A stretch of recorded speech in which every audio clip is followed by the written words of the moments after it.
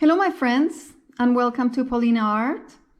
Today I bring you this bright and colorful painting with some pink lilies. For this painting I chose for my surface watercolor paper, but because I'm using acrylic paint, you can paint this in any surface that you want. You can paint it on canvas board, or any kind of paper for that matter.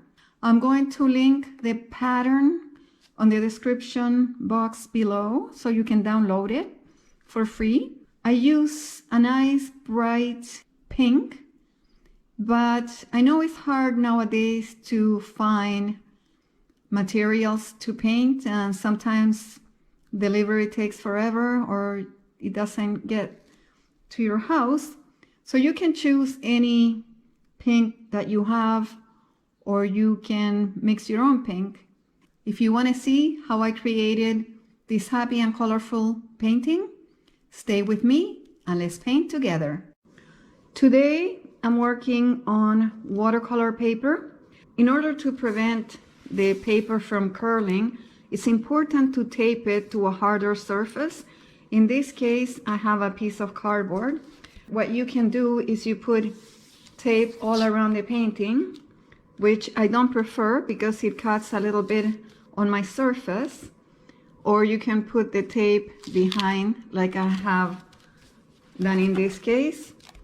The tape is on the back there, and I just press my watercolor paper, and this will prevent the paper from curling as you're applying the paint.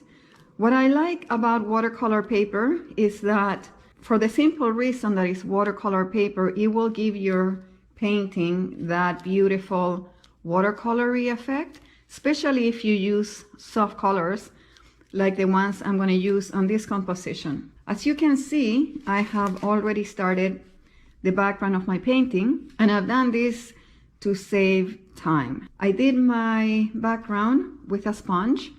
If you watch my videos, you know this is my favorite way of doing a nice soft background, and for that I use my soft apple and a little bit of the bright pink mixed with white to create this softer color. And at the bottom I use my two greens that I'm going to use in this composition, the green forest mixed with my soft apple.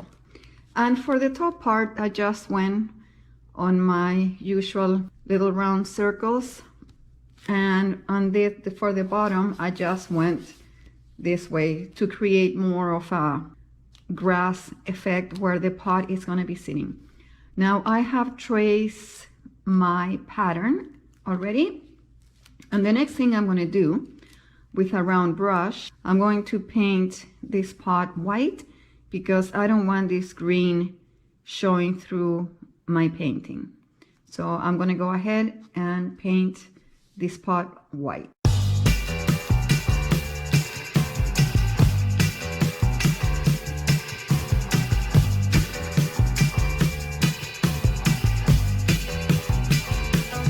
I left the lines that define my pot because then when I go to paint my pot, I know exactly how I will need to paint my pot.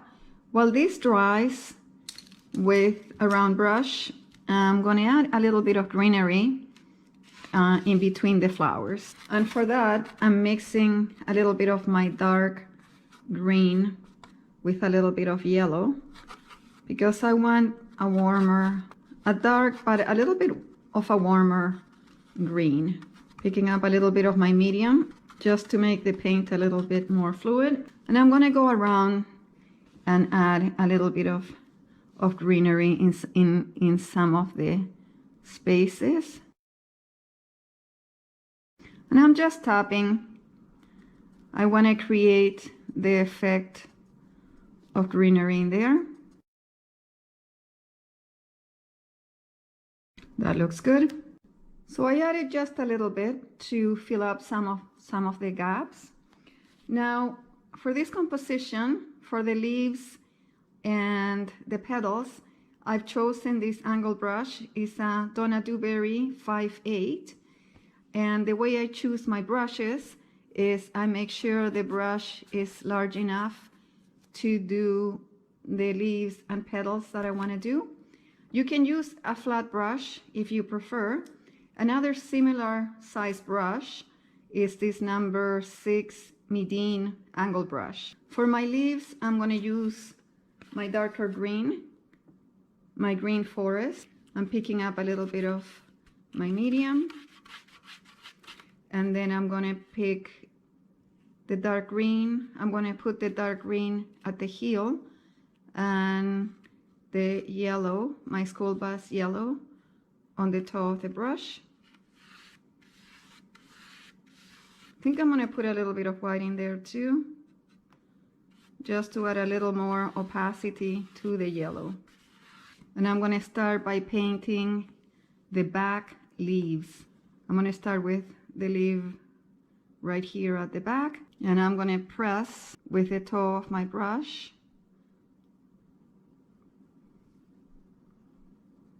And I'm just going to slide it up like this.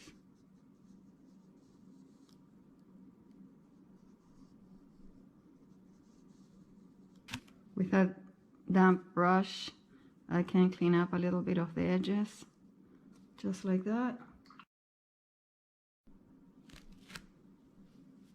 Now with a damp brush, you can clean a little bit your flower.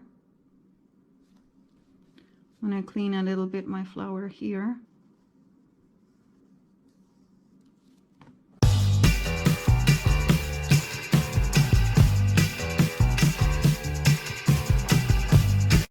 While my leaves dry, I'm going to create a gray purpley color for my pot. For that, I'm going to use my purple with my vintage white and my licorice, which is just basically black. I want a medium color so I can add light and dark later on to create the dimension for the pot. So I'm going to aim for a medium gray, purpley gray. And I'm going to use my blending gel to loosen up the paint a little bit.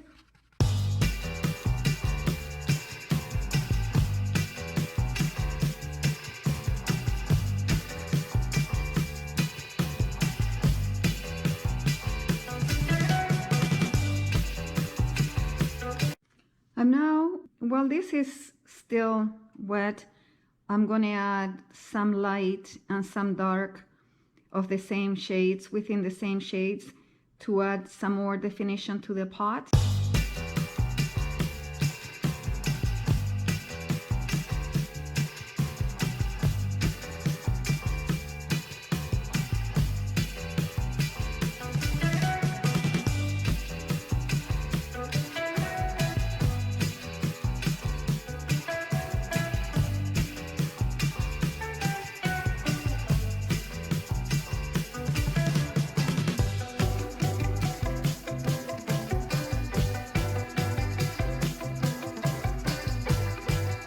The key to make your pot look realistic is to decide what side the light is coming. For this painting, I decided the light is coming this way. So I have all my light in this area and my darker in this area.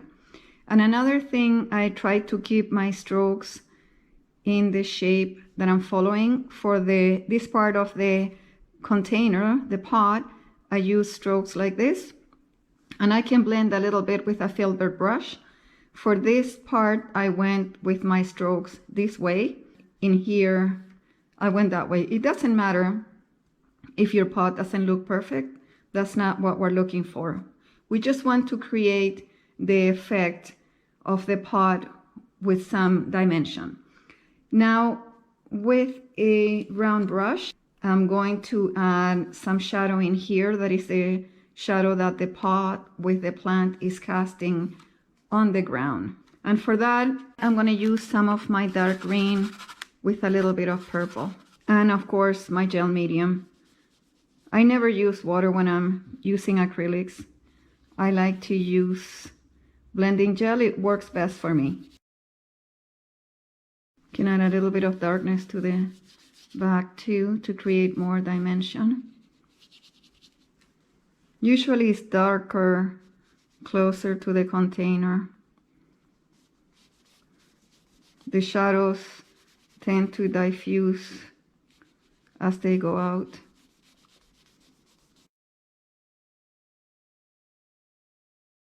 I use a small filbert brush to clean up the areas that my paint was going, where I didn't want my paint to go. And I also clean up some of the petals of my lilies with a small filbert brush. But what I'm going to do now is I'm going to go over my lilies and I'm going to put a coat of white, because once I paint my lilies, I want them to be very bright and crisp.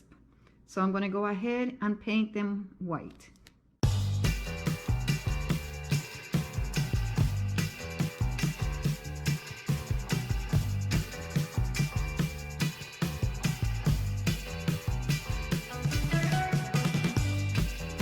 I left the edges that define my lilies so I don't lose them on the white paint. And while that dries, I'm gonna paint these 3 little buds of the flower. And for that, I'm gonna use the same angled brush. I'm gonna use this for everything. And I'm gonna pick up a little bit of medium on my brush. And I'm going to pick up soft apple at the heel and my green forest at the toe.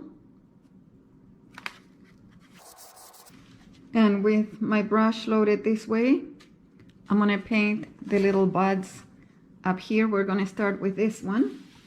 I'm gonna start by doing the branch. And then I'm gonna press my brush and just light it up like this. And we're gonna finish our bud right in here, just the same way.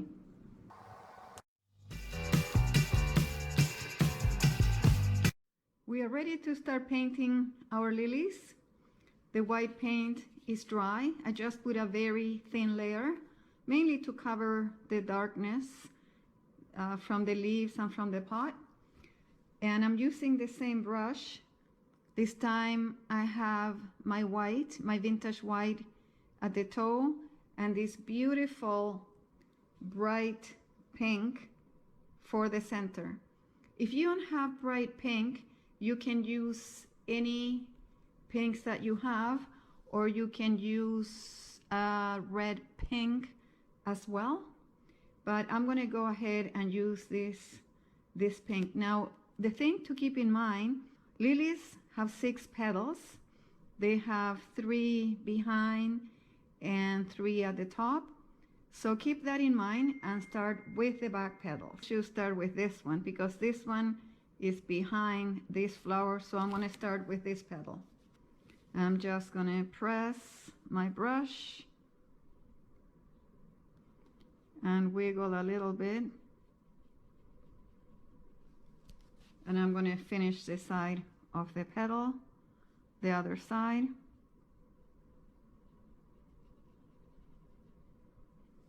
And this is how I'm going to do all my petals. Now I'm going to move on to this one because this one is on top of that one. And this is how I'm going to do all of my flowers. I'm going to move on to this petal.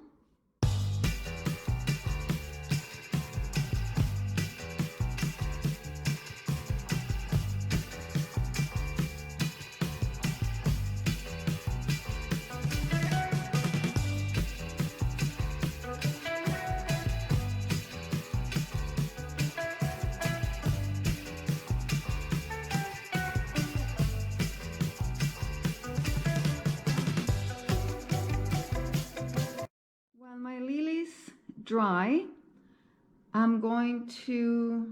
mix a little bit of purple with white, and I'm going to add a lot of water, make it nice and fluid. And with my liner brush, I'm going to go around and do some of this greenery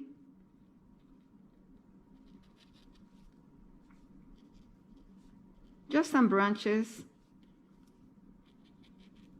They can be straight or a little jaggedy like this.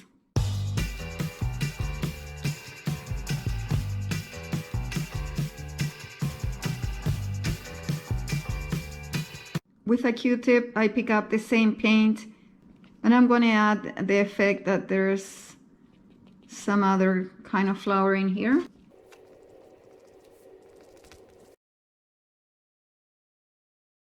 I'm adding a little bit of white too to create more dimension. With my liner brush and some black and purple, I'm going to add a little bit of shadow right in here underneath the flowers, just to add a little more dimension to my pot.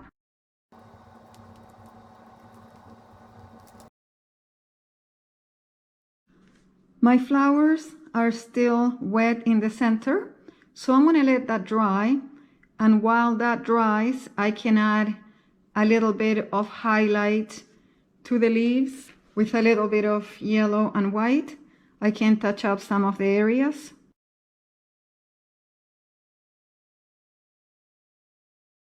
I can also add some white to the edge of my petals, to some of them.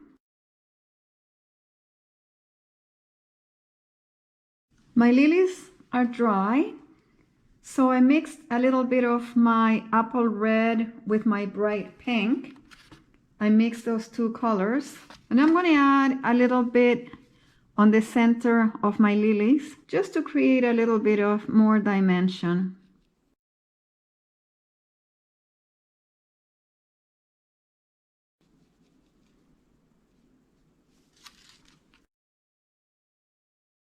And with the same liner brush and the same color, not as diluted as I did the center, I'm going to add a few little dots in there.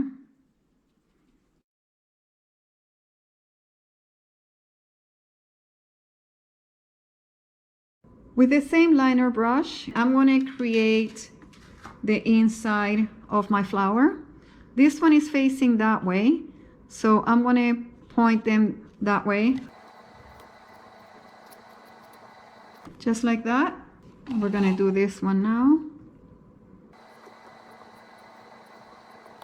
and this one. And with my liner brush and my apple red, I'm going to create these little things that the flower has at the end. We can add a little bit of highlight in here, just to add some dimension. We can add a little bit of yellow in here too. I'm just dotting my brush.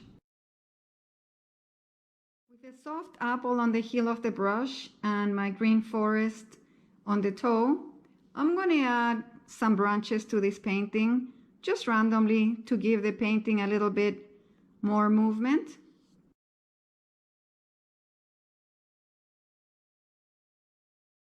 I'm also going to add a little bit of greenery at the bottom.